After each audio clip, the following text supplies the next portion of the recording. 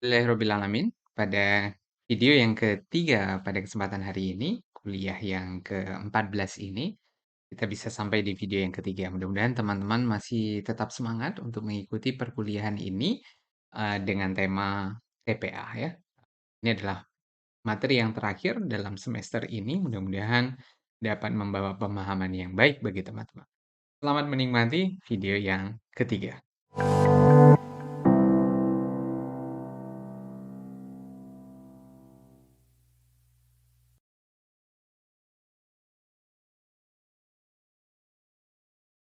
Dalam proses desain, TPA yang sudah kita jelaskan pada video sebelumnya ya, kita sudah lihat ada perhitungan luasan TPA tadi di video yang kedua.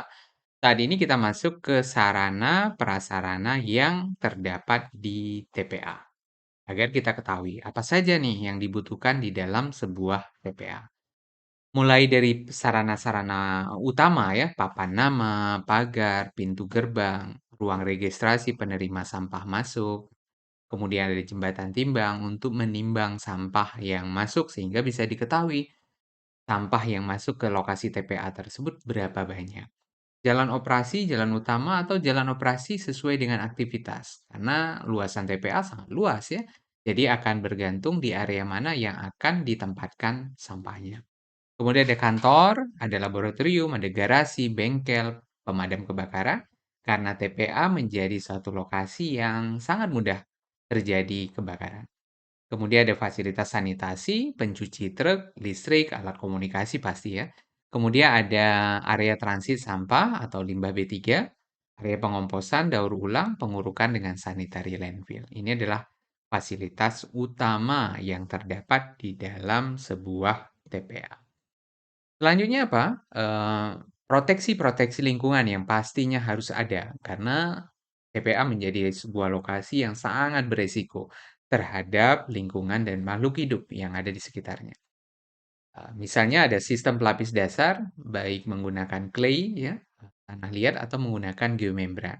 Sistem penutup, kemudian drainase, pastinya untuk mencegah masuknya air hujan yang terjadi. Karena di negara kita terutama dengan dua musim yang terjadi, akan ada waktu-waktu tertentu dengan curah hujan yang sangat tinggi. Ya. Kemudian dari air-air tersebut ya, salah satunya adalah air hujan dan air yang memang dihasilkan dari sampah itu sendiri. Baik dibawa oleh sampahnya maupun yang, dihasilkan dari eee, proses biokimia yang terjadi dalam pengolahan sampah tersebut. Kemudian proses biokimia juga menghasilkan gas bio sehingga biogas yang kita kenal dengan CH4, gas metan yang perlu dilakukan pengolahan ya. Kemudian ada tanah penutup, jalur hijau penyangga, dan berbagai macam pengendali vektor penyakit. Mmm, nah ini gambarannya. Selanjutnya adalah, slide ini menggambarkan perbedaan ya, antara kontrol landfill dan sanitary landfill. Secara singkat saja akan dijelaskan, namun, secara utuhnya teman-teman dapat melihatnya dalam slide yang dibagikan di, portal Google Classroom ya. Dasar landfill ya, bagaimana dipadatkan, dengan kepadatan seperti apa. Yang pasti sanitary landfill lebih lebih proteksi lingkungannya lebih ya. Ada kata-kata dianjurkan, kemudian di sini diharuskan gitu ya. Kemudian ada minimal saluran kerikil untuk pengumpul lindi, tapi di sini adalah sistem perpipaan untuk menghindari kebocoran, dan seterusnya. Begitu juga dengan pemantauan yang dilakukan ya, minimum satu di hulu dari prediksi aliran air tanah ya. Di satu ujung, kemudian di ujungnya lagi. Tapi pada saat kita berbicara sanitary landfill, satu di hulu, dua di hilir, dan satu unit di luar lokasi. Balik lagi, proteksi lingkungannya harus lebih tinggi. Dan seterusnya ya, yang terjadi di, antara kontrol landfill dan sanitary landfill. Saya tidak membahasnya secara detail karena memang sengaja dalam slide dimasukkan secara jelas ya. Namun kalau pingin lihat, nggak pingin buka lagi slide-nya, lihat di sini ya tinggal di-stop saja ya, di-stop terus kemudian dibaca video. Begitu juga dengan berbagai macam alat berat yang terdapat di landfill, ya, baik kontrol maupun sanitary landfill, ya. Mmm, Proses-proses yang terjadi dan, selanjutnya adalah alat berat ya, perbedaan. Kita sering mendengar yang namanya bulldozer, wheel loader, ekskavator, yang mana sih ini tampilannya? Dan fungsinya masing-masing. Oh, ternyata setiap alat berat itu memiliki fungsi yang berbeda. Walaupun ada beberapa alat berat yang memiliki fungsi yang hampir mirip. Sehingga ada beberapa pengelola TPA akan mengambil salah satu alat berat kalau dirasa operasionalnya sangat tinggi gitu ya.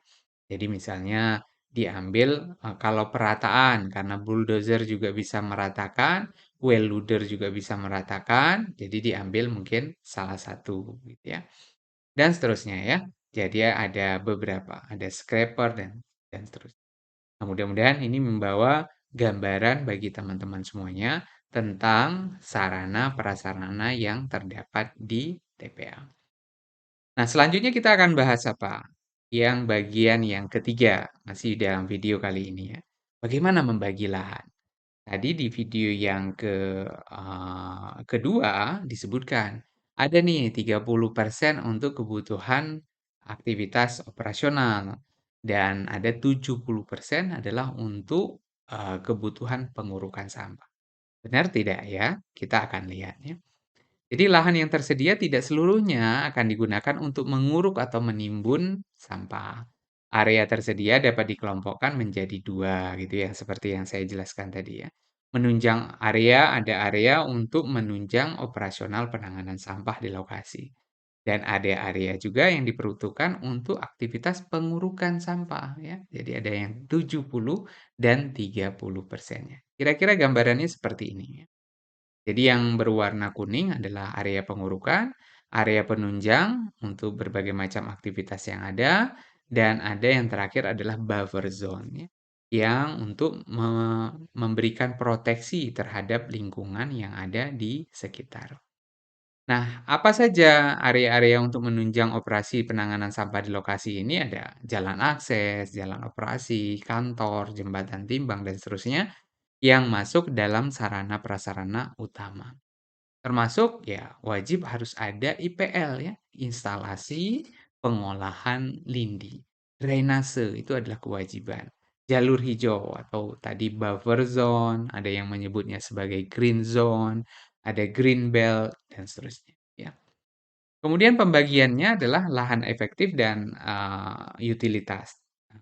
Namun sangat tergantung ya. Angka 70% ini adalah angka ideal memang, tapi tergantung dari perencanaan dan dari jumlah sampah yang dihasilkan. Mungkin saja ada aktivitas yang lain yang dihasilkan. Nah, setelah lahan ini terbagi dengan baik, saat operasionalnya nanti teman-teman semuanya akan dilakukan kira-kira seperti ini. Jadi pembagian area air efektif khusus untuk yang 70% tadi kan, eee, 30 dan 70. Kita akan lihat yang 70 seperti apa. 70 area untuk khusus pengurukan saja. Pembagiannya dibagi-bagi menjadi zona-zona pelayanan.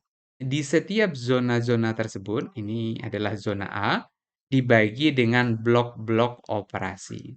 Ada blok A1 ya, A2, A3, A4. Nah, di dalam setiap blok tersebut ada strip-strip atau sel harian.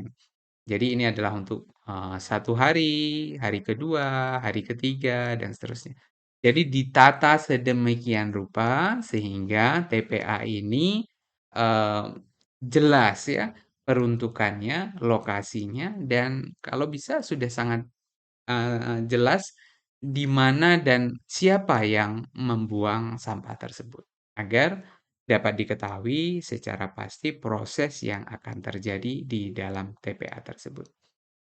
Mudah-mudahan membawa pencerahan untuk teman-teman semuanya yang mengikuti kegiatan perkuliahan pada pertemuan yang ke-14 ini. Terima kasih atas perhatiannya. Kita akan masuk ke video selanjutnya.